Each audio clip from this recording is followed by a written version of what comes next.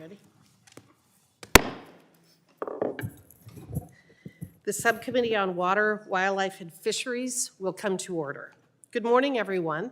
I want to welcome members, witnesses, and our guests in the audience for today's hearing.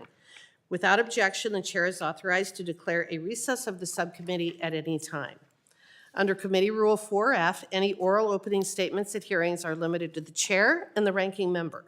I therefore ask unanimous consent that all other members' opening statements be made part of the hearing record if they are submitted in accordance with Committee Rule 3.0. Without objection, so ordered.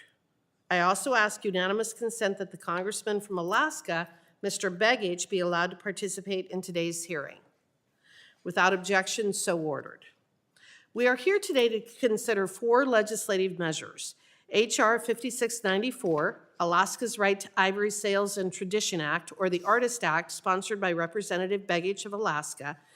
H.R. 6893, the Chesapeake Bay Watershed Advancement for Training, Education, Restoration, and Science, or WATERS Act, sponsored by Representative Scott of Virginia. H.R. 7250 to reauthorize the Fort Peck Reservation Rural Water System Act of 2000, sponsored by Representative Downing of Montana, and H.R. 7889, the Advancing Water Research and Collaboration Act of 2025, or the AWRC Act of 2025, sponsored by Representative Wittman of Virginia. I now recognize myself for a 5-minute opening. Today, the Subcommittee on Water, Wildlife, and Fisheries will hold a legislative hearing on 4 bills. Last August, several members of our subcommittee had the pleasure of visiting Alaska with Chairman Westerman and Congressman Begich. For Alaska Natives, the harvest of marine mammals is protected under federal law. This harvest is done for subsistence purposes and includes the use of marine mammal parts to make various forms of artwork and handicrafts. We saw this firsthand in our visit to the Alaska Native Heritage Center. Alaska residents and visitors alike purchase these products. However, as some states have enacted ivory bans to prevent trafficking of animals like elephants, these bans have inadvertently banned the possession of products made by Alaska Natives. Congressman Begich's legislation, the Artist Act, would prevent these bans from being applied to authentic artwork and articles of handicraft created by Alaska Natives. This bill will protect the right of Alaska Natives to make these products and the right of citizens from around the country to purchase and possess them. I would like to thank Megan Anders, the chief of the King Island Native community in Nome, Alaska, for traveling to be here today. Our next bill, the Chesapeake Bay Watershed Advancement for Training, Education, Restoration, and Science Act, reauthorizes the Chesapeake Bay Office within the National Oceanic and Atmospheric Administration. The Chesapeake Bay is one of the most important resources for the Mid-Atlantic region. It is a source of recreational boating and fishing activity, generating millions of dollars in revenue each year. It is also important for the seafood sector, generating 500 million pounds of seafood annually. The bill makes changes to the management structure of the Chesapeake Bay Office and expands a number of its functions, which this committee will evaluate thoroughly. I am also concerned that this bill would add climate change programs and activities to the office's statutory charge. We will need to address this language and gain a better understanding of the intent of this bill to move it through the committee process. Our third bill, introduced by our committee's vice chair, Rob Wittman, reauthorizes the Water Resources Research Institutes. This network encompasses universities in every state across the country and advances key research to protect our country's water resources. Organized as the National Institutes for Water Resources, these entities work with universities across the country and collaborate with the United States Geological Survey to advance our understanding of America's water resources. Joining us today is Dr. Kevin McGuire, the director of the Virginia Water Center at Virginia Tech University. Some of their recent work includes assessing how hydrology impacts habitat for species, how soil and landscape impact water flows, and the effectiveness of different ways to treat water resources. Reauthorizing this program will continue this work, and I want to thank Congressman Wittman for his leadership. Our final bill is led by Congressman Troy Downing, the newest member of the Committee on Natural Resources. I join all my colleagues in welcoming Mr. Downing to our dais.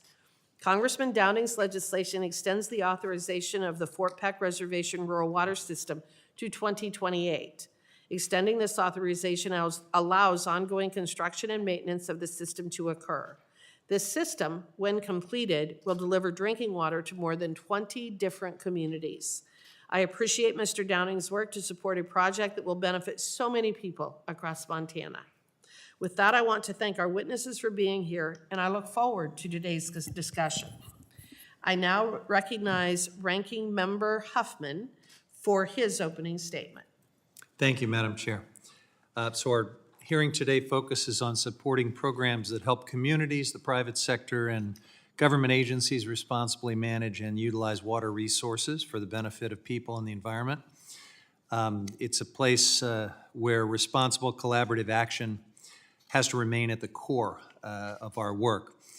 And we start with a bill from my colleague Bobby Scott from Virginia, H.R. 6893. It is an important piece of legislation that invests in the foundational science and coordination that we need to recover Chesapeake Bay and manage its resources. This bill would reauthorize the Chesapeake Bay Office of the National Oceanic and Atmospheric Administration and authorize the Chesapeake Bay Watershed Education and Training, or BWET program, which enhances educational opportunities through the Bay. Chesapeake Bay Watershed, of course, is a very important resource. It's our nation's largest estuary, home to 18 million people across 6 states and the District of Columbia. And like many major waterways, the Bay supports a broad range of industries, including tourism, fishing, shipping, real estate. It contributes billions to the economy each year and also sustains critical habitats for countless plant, animal, and fish species. But declining water quality, driven by agricultural runoff, industrial pollution, sewage discharge, and the loss of coastal habitats and overfishing have all combined to reduce fish and wildlife populations. So these environmental harms negatively impact both the health of the ecosystem and the economic well-being of the entire Chesapeake Bay region. Mr. Scott's bill will ensure that NOAA remains an active partner in the recovery and the management of this important estuary. H.R. 7889 reauthorizes the Water Resources Research Act to continue support for water research institutes across the country in conducting comprehensive and meaningful research. As water supplies become strained and stressed, we do need to ensure sustained investment in practical long-term solutions that will address water constraints and threats to water supplies. Moving to Montana, H.R. 7250 allows for continued construction of water infrastructure under the Fort Peck Reservation Rural Water System Act of 2000 so that we can provide safe drinking water to the Fort Peck Indian Reservation and surrounding communities in northeastern Montana. Ensuring that tribal communities have reliable access to clean water is critical. It's a shared priority for this subcommittee, so I hope we can continue working with our colleagues to advance not only that, but the large number of tribal water rights settlements that are currently stacked up before this committee. And then finally, we have H.R. 5694 from Mr. Begich, which would amend Section 101B of the Marine Mammal Protection Act. This is to allow natives in Alaska to take marine mammals, not just for subsistence purposes, but for the creation and sale of crafts. And the MMPA already permits the use of marine mammal ivory in Alaska native art in cases where the animal was taken for subsistence. Now, I do support clarifying that authority so that we can provide some greater flexibility and certainty to Alaska native artists. We just have to be careful how we do it. I am concerned that the language as written could make it difficult for other states to enforce their bans on things like elephant ivory. I don't think anybody wants that outcome, but we need to work together to make sure that we get it right as this legislation moves forward. So, Madam Chair, I look forward to a constructive dialogue today on how Congress can support tools, research, collaboration, and deliver sustainable outcomes to help these various communities from Alaska to northeastern Montana and the Chesapeake Bay so that all of them can thrive. And I yield back. Thank you.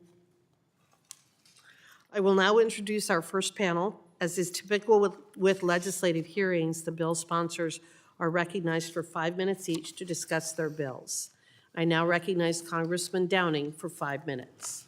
Thank you, Madam Chair, and thank you, Mr. Ranking Member. I really appreciate you hosting this hearing today and bringing attention to my legislation reauthorizing the Fort Peck Reservation Rural Water System Act.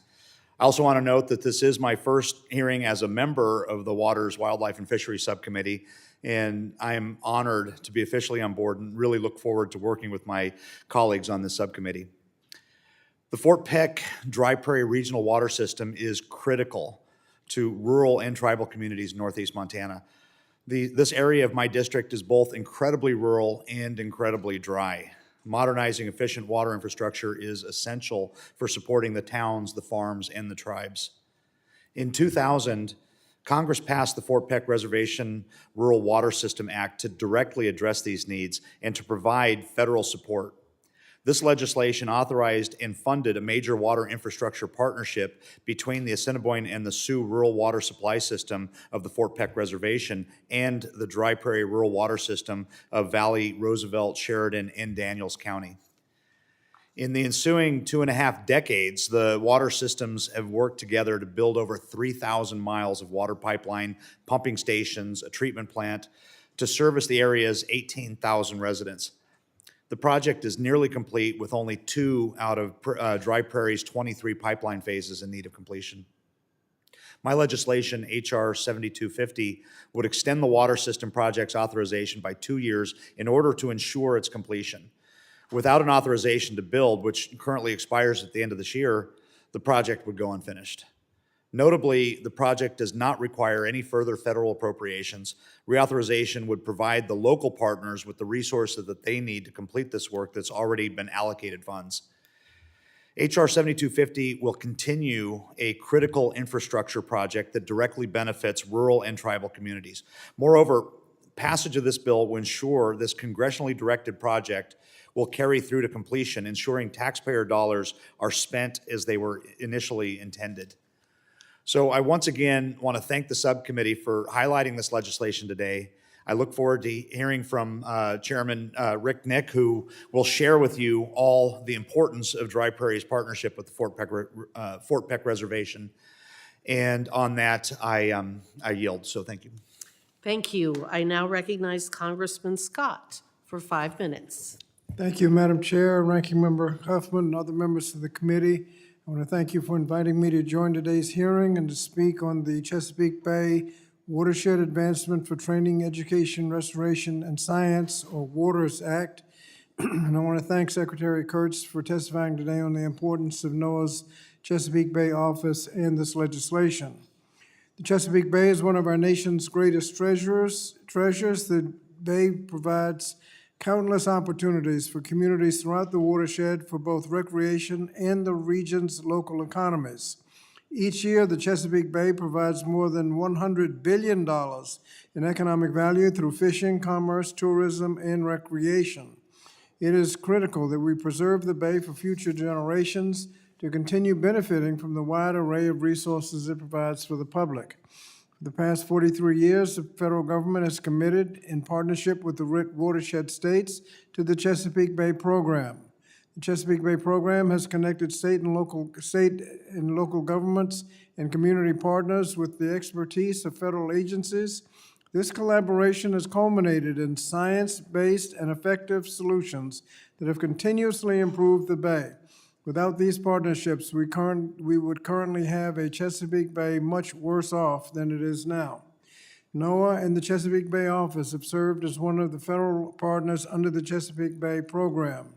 The scientists at NOAA have provided invaluable insight into the problems and challenges facing the Bay. They've also helped develop the solutions to address them, and restoration of native oyster populations throughout the Bay has been one of these solutions. Oysters improve water quality by acting as natural filters, and they've also support local aquaculture by restoring habitats for fish and other oyster populations. NOAA's Chesapeake Bay office maps potential oyster restoration areas and supports the development of restoration blueprints. This guides partners in locating the best locations for oyster reefs to maximize their effectiveness. The office also manages the Chesapeake Bay Interpretive Buoy System. This system of buoys collects meteorological, oceanographic, and water quality data that helps inform scientists, fishermen, and recreators at near real-time conditions of the Chesapeake Bay. This data has extensive benefits as we work to improve the health of the Chesapeake Bay, but also it is a critical resource for our local economies by informing marine industries, such as fishing, on what to expect each day. NOAA's Chesapeake Bay office also devotes its capabilities towards advancing environmental literacy and recreational opportunities for students throughout the watershed. Chesapeake Bay Education and Training Program, or BWET, is a competitive grant program administered by the Chesapeake Bay office to support experimental learning programs for K through 12 students. This grant program was established this grant program has established environmental education centers, it has trained educators and built recreation infrastructure in line with the objectives of local schools. Especially for many underserved communities in the region, the BWET has been a lifeline in connecting students with the Chesapeake Bay to bolster educational outcomes and help children understand their role in protecting the environment, particularly sensitive areas like the Chesapeake Bay. Chesapeake Bay Waters Act ensures that NOAA's Chesapeake Bay office can continue supporting the Bay's restoration goals as well as communities throughout the watershed by reauthorizing the office. This legislation also authorizes the Chesapeake Bay Interpretive Buoy System and the Chesapeake BWET program. This act also allows NOAA to establish a coastal and living resources management and habitat program to support the coordinated management and protection of the Chesapeake Bay habitats through research and activities to restore economically and ecologically important species. As the Chesapeake Bay program evolves to align with the goals of the recently revised Chesapeake Bay Watershed Agreement, this legislation also reaffirms the role of the Chesapeake Bay office in fulfilling the program's mission. These goals in the updated agreement cannot be fulfilled without continued support of NOAA's Chesapeake Bay office. So I'd like to thank my fellow co-leads of the Chesapeake Bay Waters Act, Representatives Wittman, Keegans, Elfreth, for their continued advocacy on behalf of the Chesapeake Bay, and again, I'd like to thank the committee for considering this legislation. Thank you, and I yield back. Thank you. I now recognize Congressman Wittman from Virginia for 5 minutes.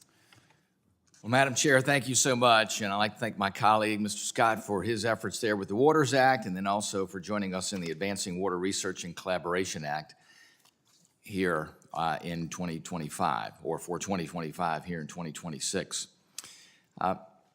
Madam Chair, you know, we are blessed in this nation with an abundance of resources, and our responsibility to make sure we properly steward and manage and use them to allow us all to flourish. Conservation is nonpartisan. It's about what's best for the nation, protecting livelihoods across the nation, and making sure we preserve the way of lives of millions of Americans that live out there dependent on our natural resources. The work of the Water Resources Research Act program will build on this critical partnership between states and the federal government, allowing them to plan, to organize, and conduct research that's aimed at resolving state and regional water problems. In my former life, that was the center of what I did, so I know how important this is. We have to continue to improve access and conservation efforts, and we all know and understand how important that is for our nation. I'm proud to work with Senator Bozeman from Arkansas on this critical piece of legislation to ensure programs such as yours continue for the duration of this period of time that the legislation covers. This legislation would reauthorize the Water Resources Research Act from FY26 through FY29 to ensure programs continue for years to come. In addition to reauthorizing this program, the Advancing Water Research and Collaboration Act provides for the growing artificial intelligence industries and helping them address the water challenges of this nation. In conclusion, we know that research and scientific data is going to be critical in understanding how we manage these precious resources. And I want to thank the chairwoman for her attention to this and for her willingness to bring this up before the committee. I want to give special thanks to a witness that will be coming before you, Kevin McGuire, who works at Virginia Tech. He's there at the Virginia Water Resources Research Center, a place where I did a number of projects back in the day. And thank you again for the time and attention to this piece of legislation and how important it is for making sure we're doing everything to conserve our water resources. With that, Madam Chairman, I yield back. Wonderful. I want to thank all of the members for your testimony today. Very helpful. I will now introduce our second panel, Dr. Timothy Petty, the Assistant Secretary for Oceans and Atmosphere at U.S. Department of Commerce and Deputy Administrator of the National Oceanic and Atmospheric Administration in Washington, D.C. Under committee rules, you must limit your oral statement to 5 minutes, but your entire statement will appear in the hearing record. To begin your testimony, please press the button on the microphone, and we use timing lights. When you begin, the light will turn green. When you have 1 minute remaining, the light will turn yellow, and at the end of 5 minutes, the light will turn red, and I will ask you to please complete your statement. I now recognize Dr. Petty for 5 minutes. Well, good morning. Thank you, Chair Hageman, Ranking Member Huffman, and actually Congresswoman Malloy. I appreciate you all being here, but I also want to just recognize all the staff on your committee. They do an amazing job in the work, and I want to just acknowledge them for the work that they do. My name is Tim Petty. I serve as the Assistant Secretary, as already stated, at Department of Commerce at NOAA. NOAA appreciates the subcommittee's continual engagement on issues affecting our oceans and coastal, sustainable fisheries, and science and restoration programs that support coastal communities and the nation's economy. I look forward to a really good discussion on two of the specific bills that I want to highlight here today. The first one is the Artist Act, HR 5694, that's already been given great communications by members here. The provision of the Marine Mammal Protection Act, or MMPA, related to Alaska Native handicraft and clothing. While the MMPA prohibits take of marine mammals, the Alaska Natives who reside on the coast of North Pacific or the Arctic Oceans are exempt for subsistence purposes or to create authentic Alaska Native handicraft and clothing provided within the take, as long as it's not wasteful. This bill would recognize that existing authority. It would also clarify that Alaska Natives may possess marine mammal ivory and sell qualifying handicraft of clothing outside of Alaska. The bill also emphasizes consideration of Indigenous knowledge when making determinations related to the depletion of the marine mammal stocks and regulation governing the take of depleted stocks. Importantly, the legislation does not authorize additional take of marine mammals under the MMPA. If enacted, it would revise specifically Section 101B of the Act and would change the text in ways that we can have good discussion here today. The second one that I want to highlight is the Chesapeake Bay Water Act. The second bill before the subcommittee would reauthorize and update the statutory authority for NOAA's Chesapeake Bay office and the programs within the fisheries. The Chesapeake Bay office uses NOAA's science, restoration, and observational capabilities to improve the management and understanding of the Chesapeake Bay. NOAA has been a partner in the Chesapeake Bay since 1984, working with federal, state, and local partners to support restoration and fishery management throughout this watershed. We are very proud of our work on restoration. Through collaboration, NOAA helps achieve the restoration of oysters in no less than 10 Chesapeake Bay tributaries up to this past year of 2025. The office also maintains the Chesapeake Bay interpretive buoy systems, which collect real-time environmental data to help improve weather and ecological forecasting and monitor habitat conditions and living marine resources, which has been also already referenced in Congressman Scott's testimony. In addition to the Chesapeake Bay's office support fisheries, science, and research that provide information to federal and state fishery management, which is such a critical part of NOAA's responsibilities that has been given by statute. In conclusion, NOAA appreciates the subcommittee's continual support for our mission and look forward to working with you on these bills and future legislation. I look forward to a good dialogue, good conversation, and hopefully a good interaction on questions and answers at this time. So I'll stop there. Thank you. Thank you, Dr. Petty. I appreciate your testimony, and I'm now going to recognize members for 5 minutes each for questioning. I'm going to begin with myself. Dr. Petty, in our conversation earlier this week, you mentioned that since joining NOAA, you've been working on various efforts related to NOAA's scientific and research functions. 2 of our bills today address how federal agencies conduct research activities.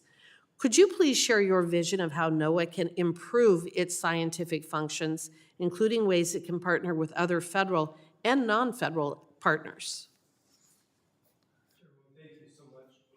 Thank you so much for being able to have time earlier before this committee to have time to sit down and talk through a lot of the good questions. Specifically on this, I'm excited of what NOAA is continually doing, modernizing their technology. I am a big background in geospatial data, utilizing science and resources. Looking at the aspects of geology and mapping is a priority within NOAA and the efforts that we're working on there. But then also the importance of like fisheries, the surveys. We hear so much about the assessments that are so critical as we work with the different councils of 8 throughout our regions. And so if we don't give them good data and good science, they do not have the ability to make good decisions that they do with the fisheries. So that's just a highlight of a couple of those questions. Okay. In your testimony, you state that Congressman Begich's Artist Act would make changes to Section 101B of the Marine Mammal Protection Act that, quote, may lead to differences in how Section 101B is implemented, end quote. Can you expand on the changes that the Artist Act makes to current law? Yes, I certainly can, and thank you for allowing me to just follow up with my limited time. I want to highlight, first of all, some of the definitions on the authentic Alaska Native articles of handicraft and clothing, as well as the traditional Native handicraft, and the definition of the marine mammal ivory. So those are those interrelationships. I know our staff will be interacting more with your staff, but these are important parts that you've highlighted in this bill language that we look forward to working with you.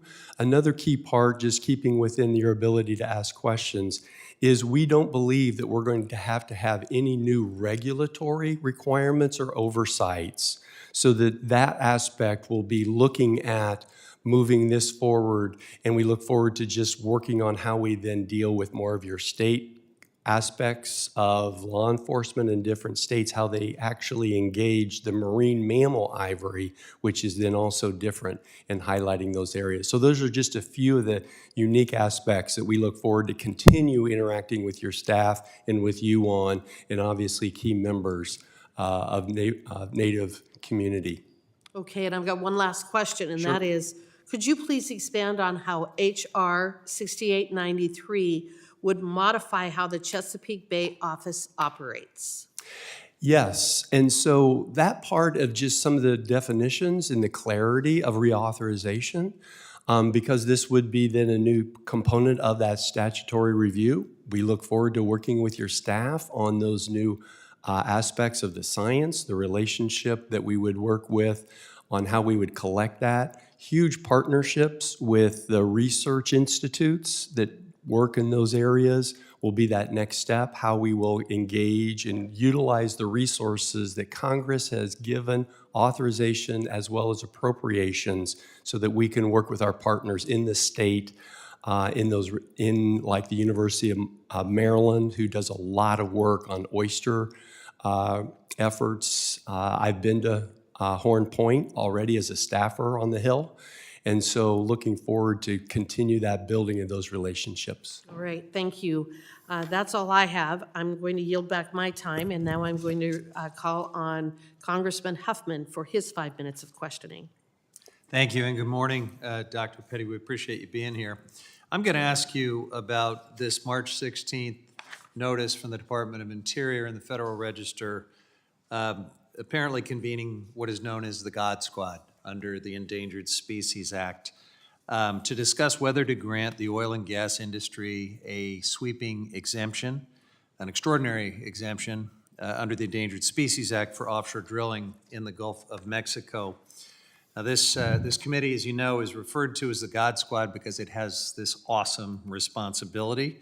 It is meant to be extraordinary, meant to be rarely invoked, but it is the power to decide whether a species lives, whether an action can proceed, even if doing so would consign that species to likely extinction. And the committee's exemption authority is very rarely invoked. It's a mechanism in federal environmental law that has only been implemented a few times hasn't met in 30 years. And in the history of the entire Endangered Species Act, it's only happened 4 times. So Congress clearly intended this to be a tool of last resort.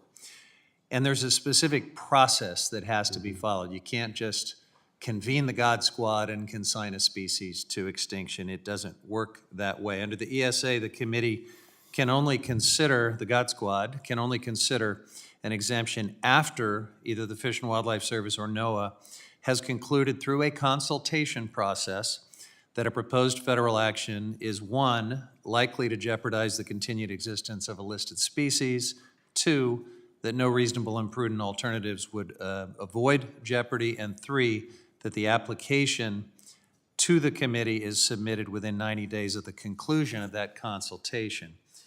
Now, a few colleagues and I did send a letter already to the Department of Interior this week asking about whether this process had been followed. We haven't heard back, of course. But at the heart of this convening of the God Squad is the consultation with NOAA Fisheries and the biological opinion that your agency is tasked with drafting. So I want to just ask you some very specific questions. This first one is a yes or no. My question is whether NOAA Fisheries has completed a biological opinion finding jeopardy, finding that offshore oil and gas activities in the Gulf are likely to jeopardize listed species within the last 90 days. Have you done that? Within the last 90 days? Yeah. That would be, I guess, no at this point. Have you completed any biological opinion finding jeopardy for oil and gas activities in We the have Gulf? not gotten to that summation yet. Thank you. I'm certainly unaware of any jeopardy opinion issued in the last few months or within even the last year. Even if your agency did publish one, then there are some additional requirements for the God Squad to do its work. There has to be no reasonable and prudent alternatives that would avoid jeopardy for an exemption to be appropriate. Are you aware of any situation in which this is the case, where NOAA Fisheries has concluded there are no reasonable or prudent alternatives? I would defer that question actually to the Department of Interior, since that was part of their Federal Register notice. So that I don't know. All right, but your agency, NOAA Fisheries, has not reached such a determination. We have specifically received the same notice that was in the Federal Registry of this, and so within the statute of the 1978 committee, the Species Committee, the Department of Interior, they call and request the meeting. I understand they call and request it, but there has to be a consultation with your agency. Has that consultation occurred between you and Fish and Wildlife Service about these matters, about a jeopardy finding and the fact that there's no reasonable or prudent alternatives? That I don't have any answers at this point, just until we get to the meeting and find out what the meeting request is asking about, then we'll have a better understanding of what the questions will be.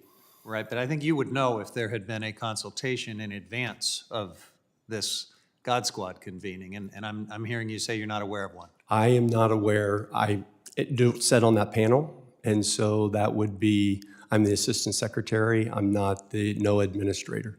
Understood, thank you.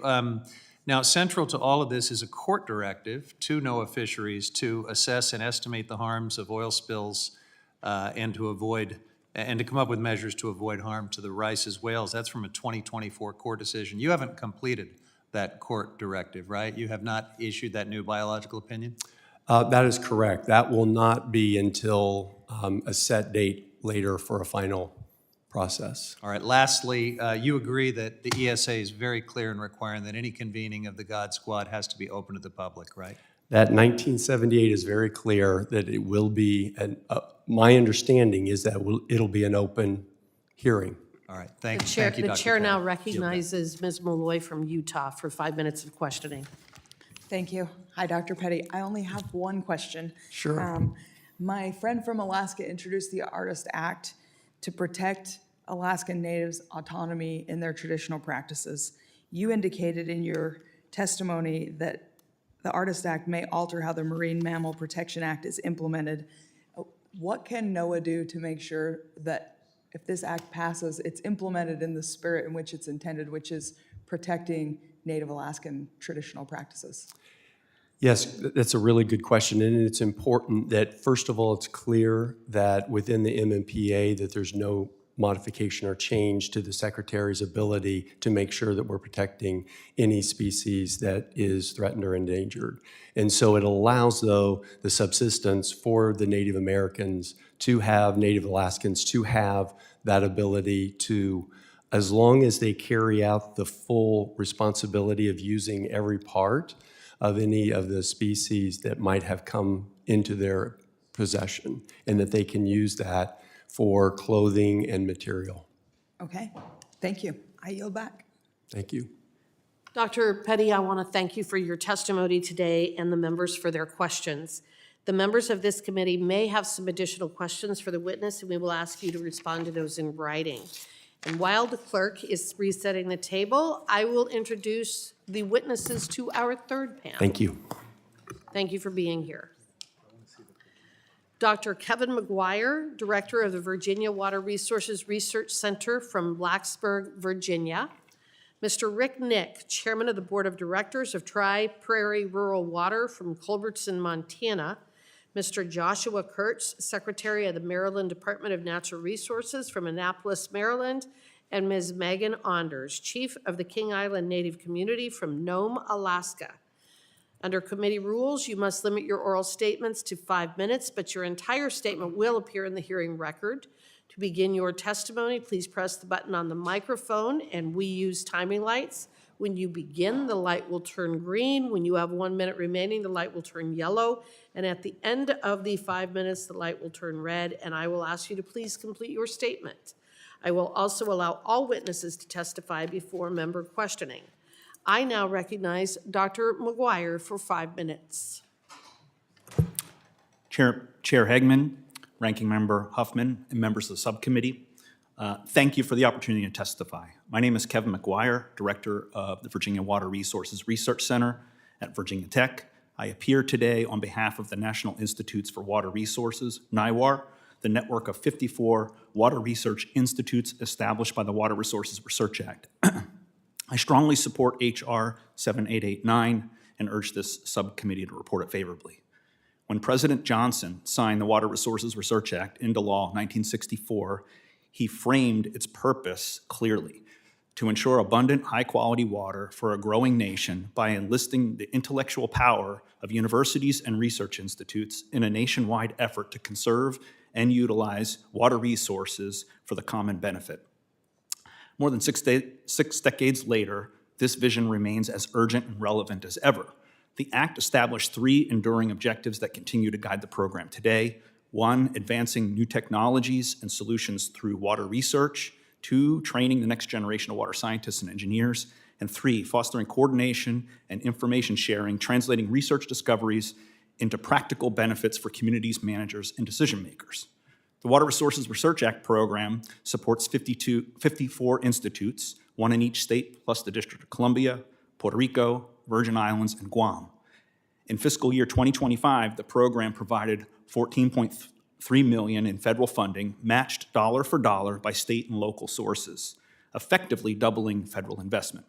In Virginia, that match has been exceeded several times over through private and sponsored research.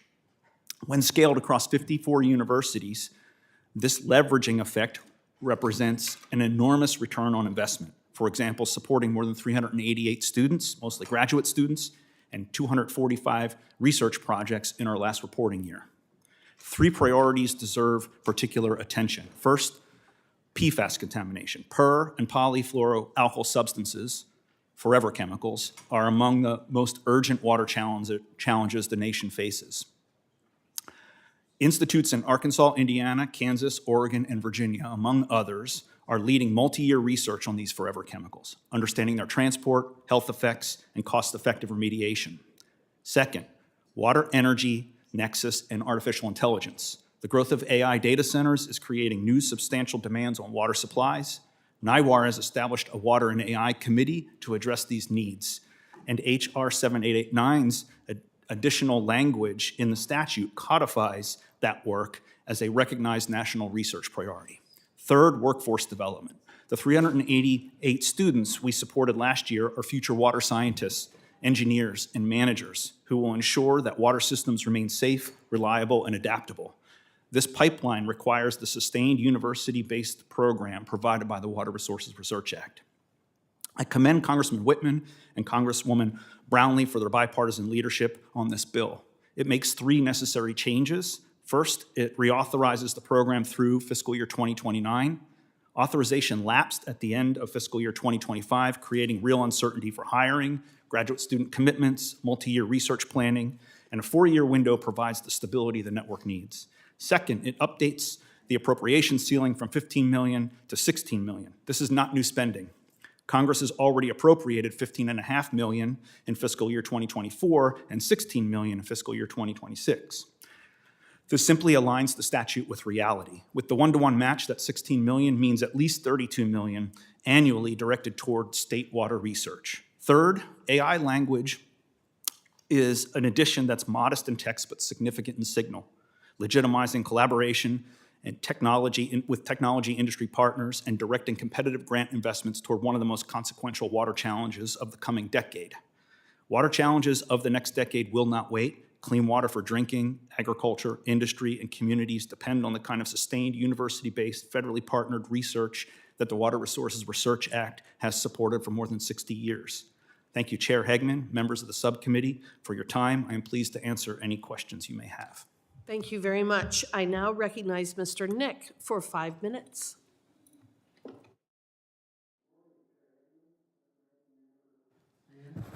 Just one moment, please. I'm actually going to recognize Mr. Downing, who is going to introduce Mr. Nick for us today. Thank you, Madam Chair, and sorry for my tardiness here. I'm honored to introduce one of our witnesses this morning, Rick Nick. Rick serves as the chairman of Dry Prairie Rural Water Systems Board of Directors, helping to provide clean drinking water to 4 counties in my district. Rick has been involved with the Fort Peck Reservation Rural Water System since its inception in 1997 and was instrumental in establishing the partnership between the Assiniboine and Sioux and Dry Prairie Rural Water Systems. Rick brings decades of experience managing critical utilities in rural Montana and a deep understanding of the importance of the Fort Peck Reservation Rural Water System Act. Rick, thank you for traveling to be with us today, and I really look forward to hearing from you. I now recognize Mr. Nick for 5 minutes. Thank you. Good morning, Chair Hegman, Ranking Member Min, and members of the committee. As Mr. Downing mentioned, my name is Rick Nick, as Chair of the Dry Prairie Rural Water Authority.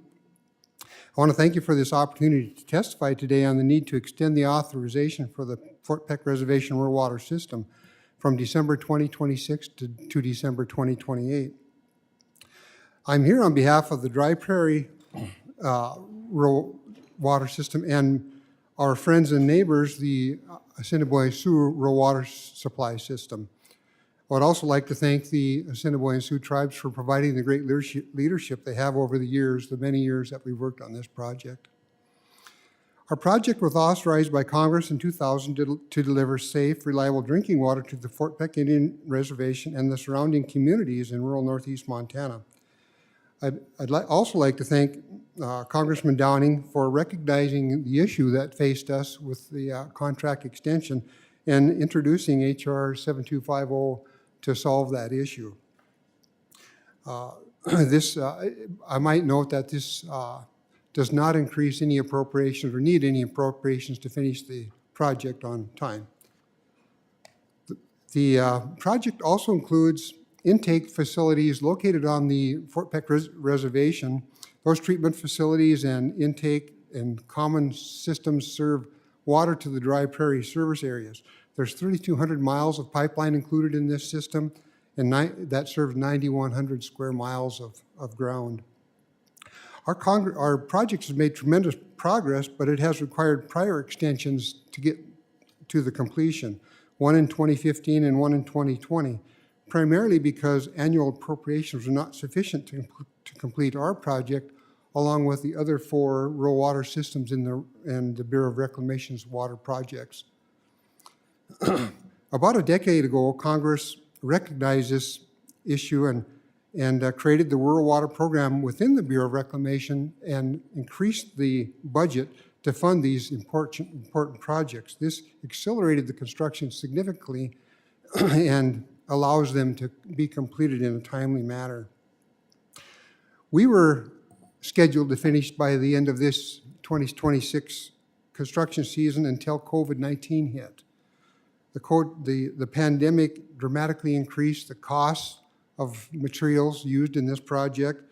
In fact, it was a $60 million hit to our particular project. It also created some supply chain issues and pushed our completion date back, and for most of the reason why I'm here today. Despite these challenges, I want to emphasize a key point. We still expect to complete construction $56 million under the authorized ceiling. We've been very vigilant about spending federal dollars. Both the tribes and the dry prairie systems have been very good at seeing ways to save money. We have been issued the final allocations to complete the project, and with an extension that would allow us to do that. I should also mention a project that is threatening our timeline. We recently had a note from the Bureau of Land Management that addresses a greater sage grouse habitat area that we crossed with our very last piece of construction. We've crossed these habitats in the past and had worked out interagency cooperation to address any construction issues and habitat issues, but for some reason Reclamation has indicated that they're going to need another year for to finish their permit. So that pushes us back into late 2027 to start construction, which means we won't be able to finish until 2028. So that's a real concern for us, and it's just a recent development. With this extension, it would allow dry prairie and the tribes to finish a long-awaited project that Congress recognized years ago to bring clean and safe water to the people of northeastern Montana. And we're looking forward to answering any questions you might have on the issues that we're facing. Thank you. For your testimony. The chair, I now recognize Mr. Kurtz for his 5 minutes.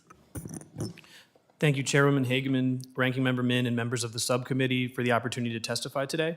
I'm Josh Kurtz, Maryland Secretary of Natural Resources and head of the Department of Natural Resources, or DNR as we like to call it. Among the resources DNR manages are Maryland's fisheries, wildlife, boating, waters, and public lands. And we're proud to lead the state's work in restoring, protecting, and conserving the Chesapeake Bay and its watershed. I'm here to speak in support of the bipartisan HR 6893, the Chesapeake Bay Watershed Advancement for Training, Education, Restoration, and Science, or WATERS Act. The text of this bill passed out of House Committee on Natural Resources by unanimous consent in the last Congress. It was under a different name, and we appreciate the committee's ongoing support for the help in restoring the health of the Chesapeake Bay, strengthening our regional fisheries management, and expanding our environmental education programs for residents across the watershed. Specifically, this bill would reauthorize NOAA's well-established Chesapeake Bay office and authorize the agency's already successful monitoring and research activities, as well as its Chesapeake Bay Watershed Education and Training, or BWET, grant program. The Chesapeake Bay is our nation's largest estuary, and because its watershed spans 64,000 square miles and includes more than 18 million residents, it's often referred to as our region's biggest economic engine. The bay is core to the surrounding state's tourism, outdoor recreation, and seafood industries, As an example, according to the National Marine Fisheries Report, the seafood industries in Maryland and Virginia alone contributed almost $8 billion in sales, 60,000 jobs, and nearly $2 billion in income to the regional economy. The long-standing efforts to protect and restore the Chesapeake require coordination among the 7 watershed jurisdictions and the federal government. For more than 40 years, NOAA has served in this partnership as a key provider of bay science, monitoring, and education.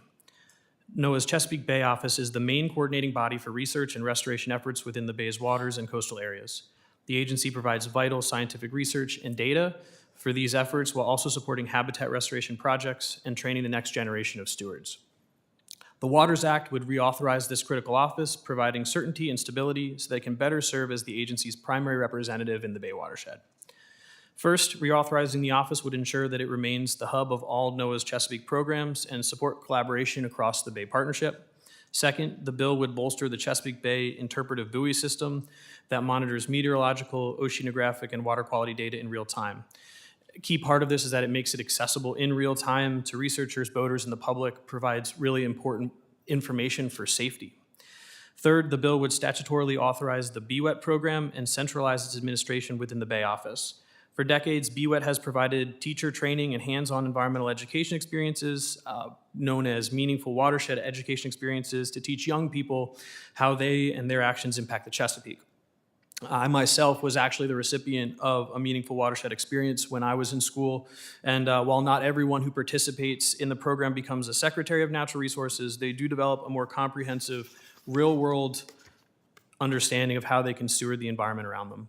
Finally, the bill would also expand NOAA's aquaculture and technical assistance programs. Aquaculture is a significant growing source of revenue for our economy, and it will help in the restoration and management of living resources and their habitats, including oysters and blue crabs. These programs could also help us address invasive species such as blue catfish, which is currently decimating our natural resources in Maryland and Virginia. The Chesapeake Bay has long received bipartisan support because its economic treasure and natural beauty have enshrined it as a national treasure. I want to thank you for considering H.R. 6893 today to better enable NOAA's critical role of providing important insights into the Bay's ecosystem, improving our understanding, management, and stewardship of the entire Chesapeake Bay region. Thank you very much for the time. Thank you for being here. I now recognize Representative Begich to introduce Chief Anders. Thank you, Madam Chair. It is my honor to introduce Chief Megan Anders. Chief Anders serves as Chief of the King Island Native Community, Chair of the Bering Strait Development Council, her regional economic development organization, and as the Bering Straits Region's village representative on the Alaska Federation of Natives Board of Directors. She also serves on the Coeric Board of Directors, the regional self-governance nonprofit serving the Bering Strait. Chief Anders represents communities where the Artist Act impacts a core source of income. She has traveled here from Alaska to share how bans on traditional Native art have disrupted the lives, livelihoods, and cultural traditions of her constituents in communities like Diomede, Gamble, Savunga, and Shishmaref. I'm grateful for her presence and her advocacy, and I look forward to her testimony. With that, I yield back. I now recognize Chief Anders for 5 minutes. Chair Hegman, Ranking Member Van Hoyle, distinguished members of the committee, thank you for the opportunity to join you here again today. My name is Megan Anders, and I'm here as a member of the Coeric Board of Directors, our regional self-governance nonprofit, and I'm here representing the families and the communities of our hunters and our carvers. It's truly an honor to share with you why this bill is so important for Alaska. Thank you, Congressman Begich, for being our advocate in Congress and working to advance this bill. This bill is about our native way of life with walrus, which involves proper respect and care to marine mammals and the environment. This is an intimate and absolutely dependent relationship between Alaska Native communities, where I come from, and the marine environment. We view this as a gift from our Creator, and one that we must work to conserve and to ensure that future populations are healthy. This bill is about the cultural and traditional art passed from generation to generation. Ivory carvers carry with them the cultural knowledge of the environment. I want to quote a testimony on the record that she received from Vera Metcalf, the executive director of the Eskimo Walrus Commission, and she identified that 68% of the artists in our region which is a huge population of our communities, that 70% of them are artists. Meaning, if you're a hunter, you're also a carver, and it's something that you were taught by your uncles, your grandparents, and your relatives. So within that, our art, which I have some on me, is the knowledge system of our generations. She also quotes that the per capita income or the residents in Savunga earn less than $24,398 a year. And this is in the context where gasoline is well above $6. So if you're a carver, you are paying for your heating fuel, you're paying for groceries, you're paying for basic life necessities. And I heard, during the discussion, the distinction between handicrafts and our subsistence way of life. But I want to address that because it's one of the same. It's in the same way of life. Within our subsistence way of life is our arts. And the ability to sell our ivory carvings really supports our subsistence way of life. So as you heard from the NOAA representative, Alaska Native marine mammal hunting is regulated, and it's regulated through cooperative agreements with the federal government. Section 119, enacted in the 1994 amendments of the Marine Mammal Protection Act, established the authority for the National Marine Fisheries Service and the U.S. Fish and Wildlife Service to enter into cooperative agreements with Alaska Native organizations for the purpose of conservation and subsistence use by Native people. And I want to reiterate that our art is part of our subsistence economy. The Eskimo Waters Commission and the Alaska Eskimo Whaling Commission are two of such ANOs that co-manage the species within the context of national and international law. Our tribes, in addition, have enacted tribal codes with regard to subsistence hunting. The exemption for Alaska Natives in the MMPA allows for the taking of marine mammals for subsistence purposes, as well as for the purpose of selling handicraft and clothing. However, that is a distinction, but in our worldview, it is a part of the same economic system. Alaska Native organizations the co-management of subsistence species include the collection and analysis of data on marine mammal populations, monitoring the harvest for subsistence, participating in marine mammal research by federal, academic, and private organizations. I mention all this because this is a regulated way of life. It's regulated to ensure the conservation of the species and the health of our environment. Our Alaska Native walrus ivory carvers are the central driver of village economies. This bill specifically amends the MMPA to prohibit any state from banning the importation, sale, barter, or possession of authentic Alaska Native art, such as made from ivory or baleen. I really want to thank the members of this committee, especially those of you who have visited Alaska, and appreciate and help protect our way of life. Thank you. Thank you. I was able to join the trip in August of this past year, and I purchased a couple of pieces of the beautiful ivory from the artists there, and they are really spectacular. So thank you. I want to thank all of the witnesses for being here and providing your testimony today. I will now recognize the members for 5 minutes each for questioning, and I'm going to begin with myself. Mr. Nick. Your testimony indicates that the project was originally scheduled for completion in 2026, but has experienced delays due primarily to permitting and supply chain challenges. Which components of the project are still outstanding, and what measures are in place to ensure that it will be completed by 2028? Thank you, Madam Chairman. The map here shows it's actually this entirety of the project. The areas in white were completed last year, and the two areas in green are the two projects that are left to finish.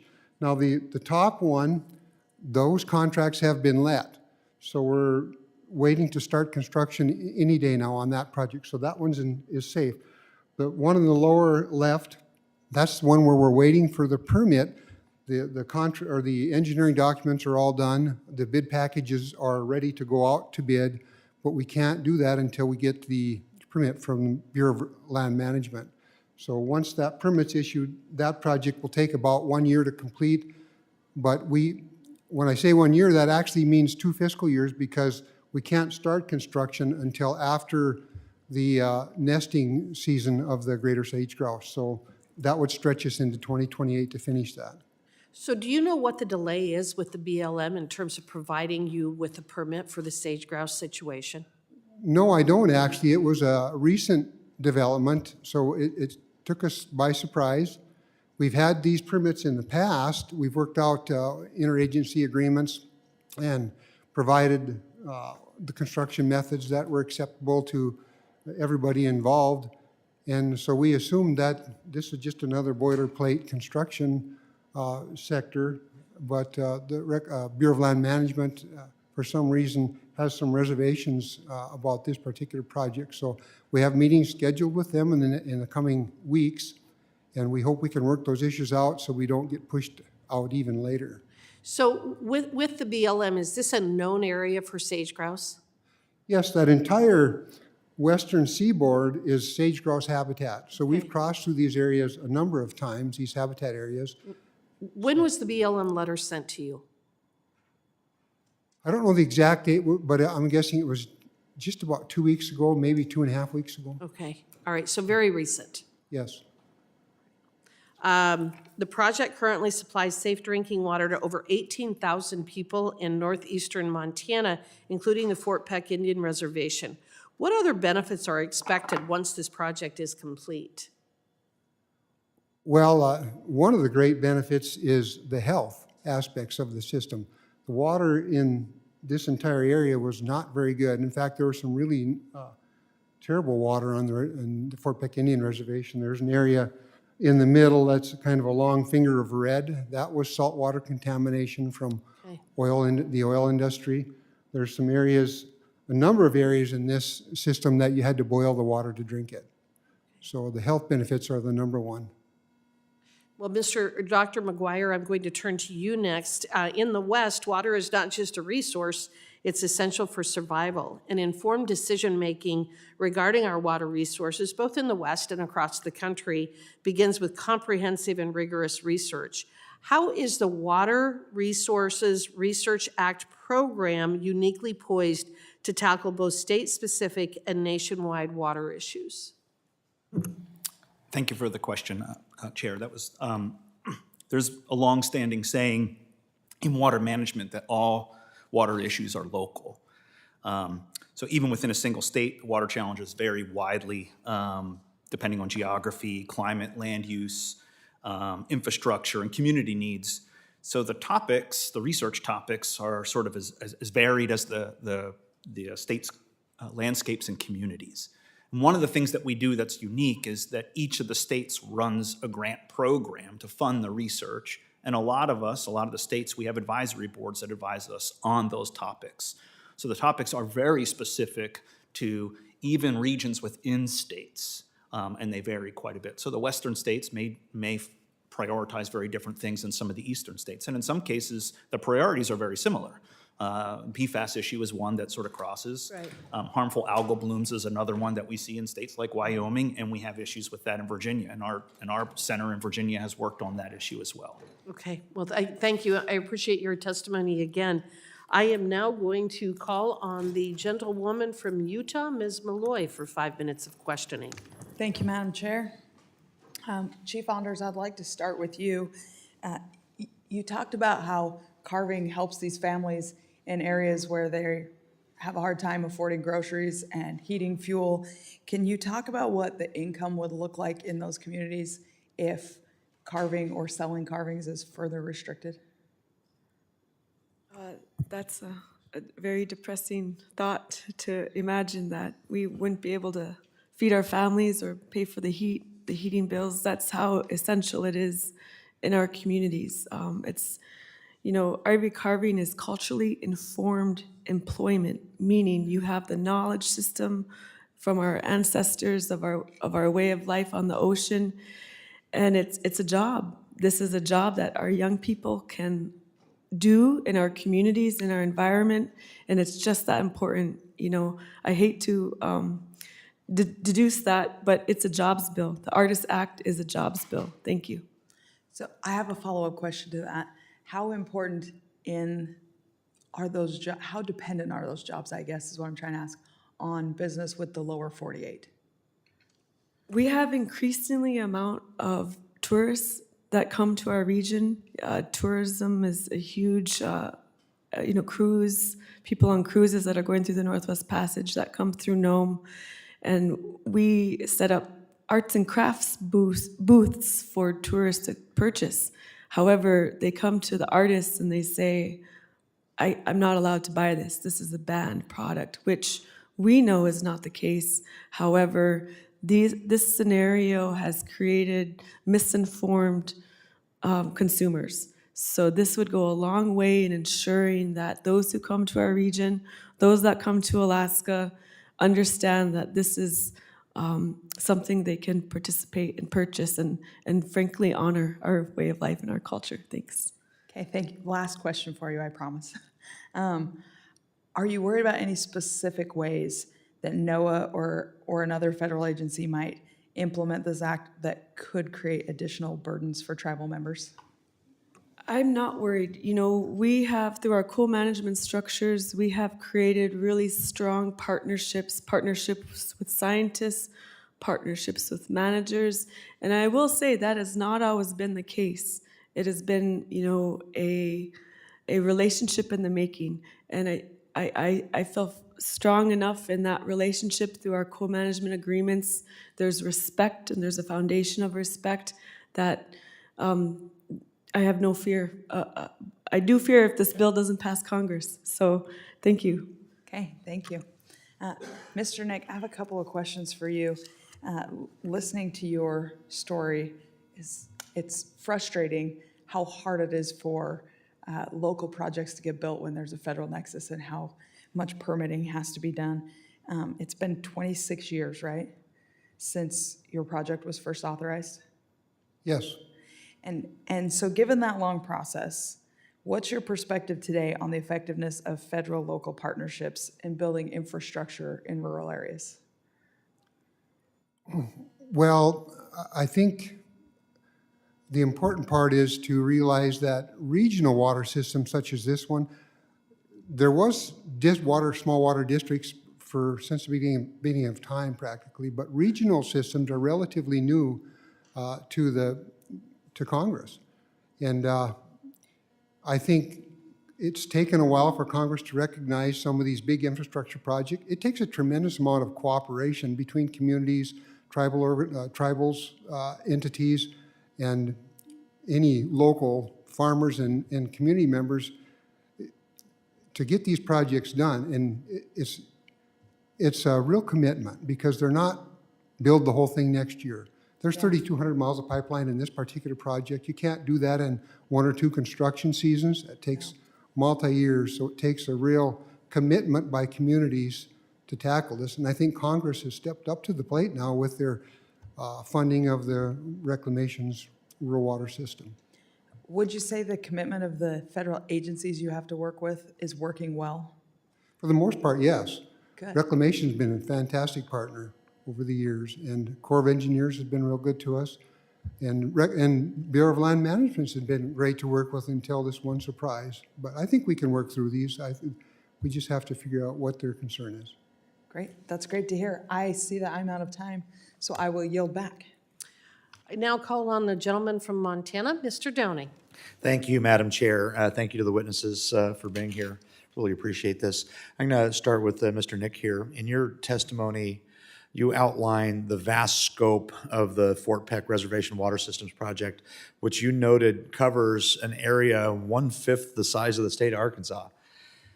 Could you provide a bit more context on the state of Northeast Montana's drinking water access before the initiation of this project? Well, before this project, I guess if you would allow, I'd give you some examples. One example was I had a high school friend, got out of college, moved home to the family farm, started the process of raising a family and figuring out how to make money on the farm. One of the things he did was bought some hogs to start raising hogs, sell them at market, and make some money that way. Well, a few weeks into that, the hogs started to die. And he, along with the local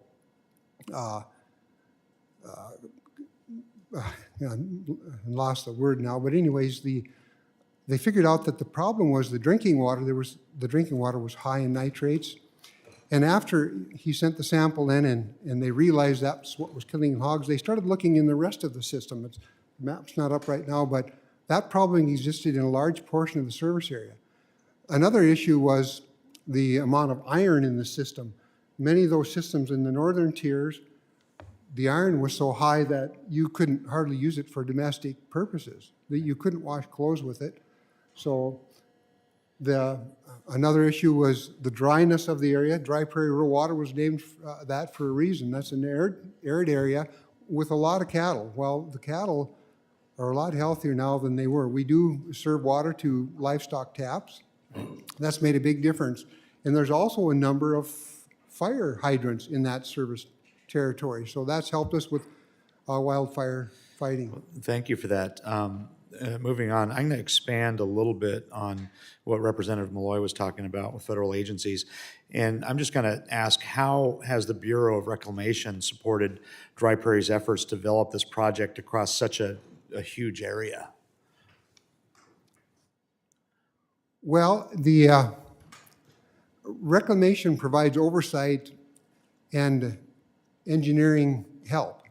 And Reclamation, to me, is a premier administration to do water work like that. They're interested in water infrastructure. They've been at it for many, many years.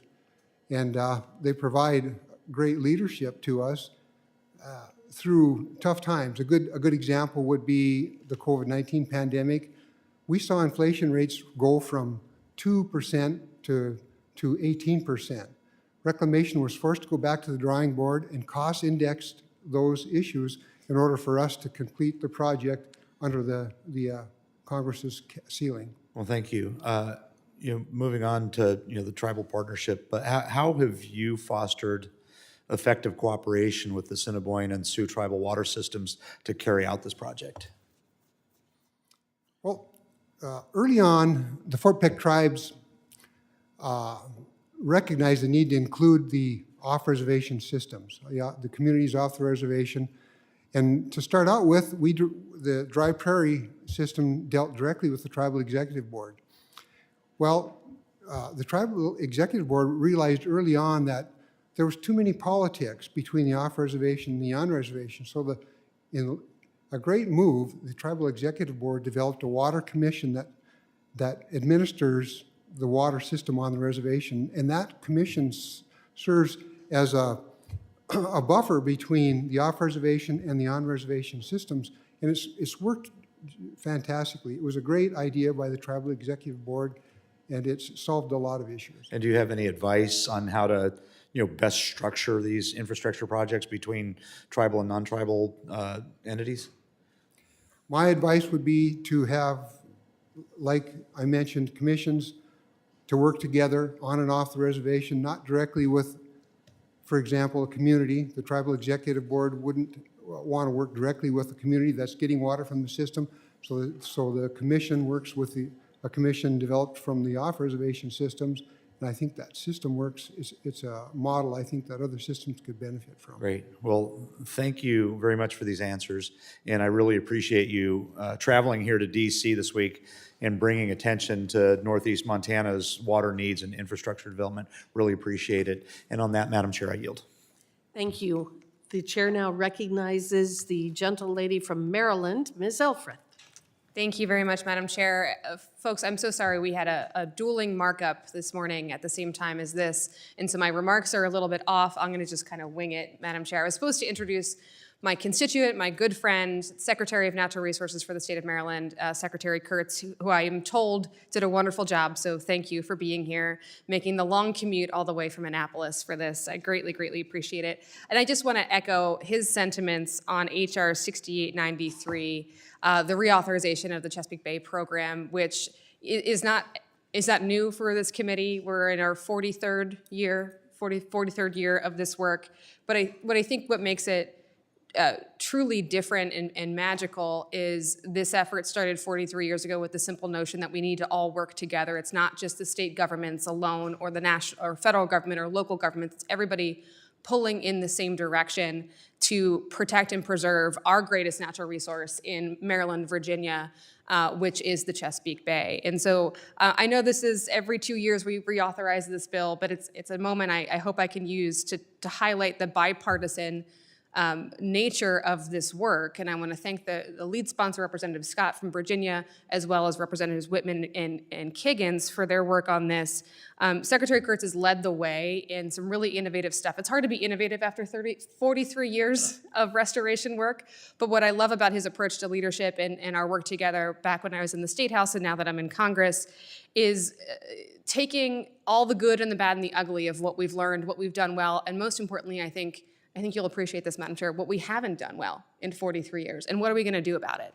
And making sure that we are bringing back this work to the things and people that matter most, which is how we're making this living resource swimmable and fishable again. Yes, we're going to talk about pollutants and nitrogen, phosphorus, and sediment, really important stuff, but if our ultimate goal isn't how do we bring more people to their greatest natural resource, we are failing at this job. And so I want to thank you, Mr. Secretary, for leading the role in that with innovative solutions like the whole watershed movement, like thinking about how to bring, yes, the state governments together, but local governments, nonprofits, private companies together to solve this solution. So I'll end it there. You can say, I can say, isn't that so, Mr. Secretary? But I really appreciate your leadership. Appreciate this innovative approach. There's so much work to do. The Chesapeake Bay has been the leader in watershed restoration for this whole country starting 43 years ago. There's still so much work ahead, but I think the lessons we can pull from Maryland and Virginia primarily are lessons this whole nation can learn. And so I'm so grateful to be a part of that work. And I appreciate the time, and I yield back. Thank you for joining us today. And I'm going to call on Mr. McDowell for his 5 minutes of questioning. Well, thank you, Madam Chairwoman. Thank you all for joining us today. Dr. McGuire, I think it's fair to say that when people turn on their faucets that they expect clean water. Can you explain how the research supported in Representative Wittman's bill, the Advancing Water Research and Collaboration Act, would help improve water quality? Sure, thank you for that question. Our research is specifically aimed at questions like that, both on the education side, helping people understand where their water comes from when they turn on their faucets. In some parts of this country, that's coming from forests. In other parts of this country, it's groundwater. So there's some education that we do, information transfer. But on the research side, it's really targeted to where our problems and challenges are. And those sort of come from some of our local communities or our agencies and our partners. Our funding cycle is annually, so the projects vary quite a bit year to year. And in some cases, they're very much related to drinking water. And you may know a lot of the work that was done at Virginia Tech in Flint, Michigan, specifically tied to that water faucet issue. We have funded that research a number of times on issues like lead in drinking water. So some of my colleagues on the other side of the aisle, they tend to treat not just every water issue, but really every issue in this committee kind of the same way, where they use it as a reason to justify sweeping new environmental mandates. And so in your opinion, is the strategy for I guess addressing water quality issues, which one is more effective? Targeted research and policy solutions, or just broad regulatory mandates?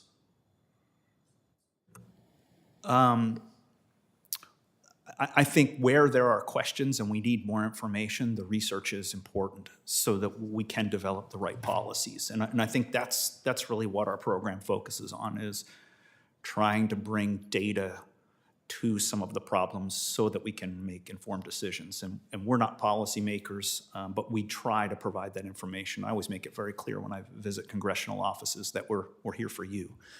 So if there are questions, we hope to tackle them and help you get the information you need to make decisions. So in your view, does this program that's created in this bill avoid crowding out state and local leadership and instead support solutions that are driven by the American people?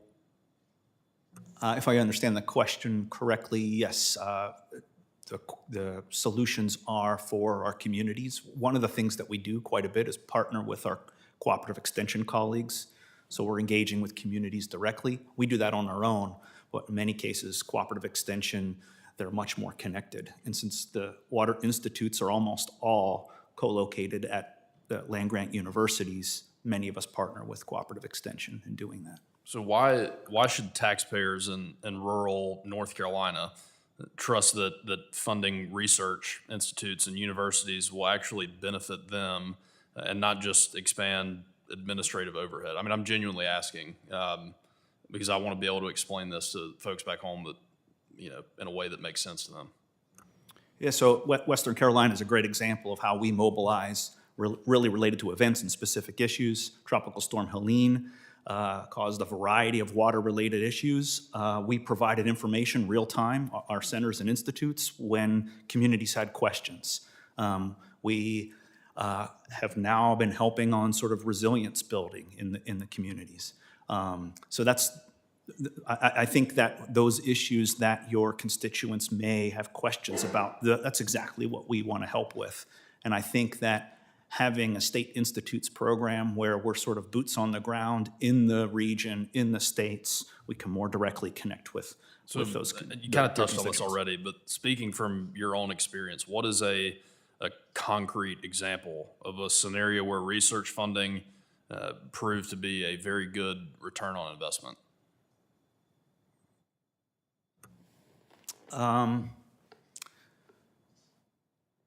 There are a variety of these. One of the things that on the return on investment that I would say is that we have the one-to-one match, and the existence of the Institutes program, because of the establishment of the Water Resources Research Act, sort of provides infrastructure for research expertise on a variety of issues. So we're sort of a place where people can go, and we can leverage that federal money to do more. So I put in my written testimony that in Virginia we almost increased those funds by 4 times just in our institute. So there's a lot of leverage that we do. Specific projects, and I could speak mostly to Virginia, so I'm not sure if that'll be helpful. And I'm happy to give you examples from other countries or other states, but I'd have to kind of connect with some of my colleagues that know that work better. Gotcha. But I'll give you an example from Virginia. Harmful algal blooms were first reported on one of our major reservoirs, a recreational reservoir, high property values around the reservoir, and there was a swim advisory. The General Assembly set aside funding to investigate this harmful algal bloom and understand the sources, but understand really, how might they deal with this in the future? How can we maybe prevent, swim advisories, for instance? And they contracted with us to do that work because we have the connections in our academic community and the expertise to address that problem. But we partnered with the state agencies and a local lake association in doing that work. So we were engaging with both the regulatory agencies and Department of Health too, and our citizen group, the Lake Association. And we gave them information that I think they can use going forward to sort of help with that challenge. So that's a specific example in Virginia. Great. Thank you, Madam Chair. I yield back. Yes. I want to thank all of the witnesses for your valuable testimony and the members for your questions. The members of the committee may have some additional questions for the witnesses, and we will ask you to respond to those in writing. Under Committee Rule 3, members of the committee must submit questions to the subcommittee clerk by 5 p.m. Eastern on Tuesday, March 31st. The hearing record will be held open for 10 business days for these responses. And if there is no further business, without objection, the subcommittee stands adjourned.